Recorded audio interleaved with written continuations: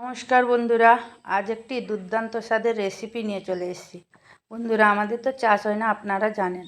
এটা আমার দিদি তার ঘরের তৈরি ধান থেকে চাল থেকে খুদ বের করে ঝেড়ে ঝুড়ে আমার জন্য দিয়ে পাঠিয়েছে। আজকে প্রচণ্ড বৃষ্টি হচ্ছে বাইরে, তো খিচুড়ি খেতে সব সময় মন হয়, কিন্তু আজকে আর ভালো লাগলো না। আমি বললাম খুদ দিয়েই কিছু করি। তো ভাবলাম আপনারা তো আমার পরিবার, ভিডিওটি শেয়ার করলে ভালো হয়। দেখে নিন ঘরের চালের খুদের জাউ তৈরি। তো প্রথমে জল বসিয়ে দিয়েছি হাঁড়িতে। জলটা একটু গরম হয়ে গেলে চালটিকে আমি ভালো করে ধুয়ে নিয়েছি চটকে।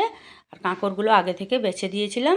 তো সেখানে পরিমাণ মতো লবণ দিয়ে আমি ফুটিয়ে নিলাম। আধ ফুটা হয়ে গেলে ছিল বাসি একটু পান্তা ভাত, রাতের জল ঢালা।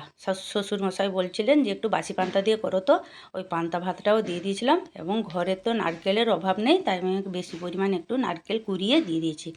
এমন একটা মাখো মাখো হয়, দুর্দান্ত লাগে দুধ খেতে।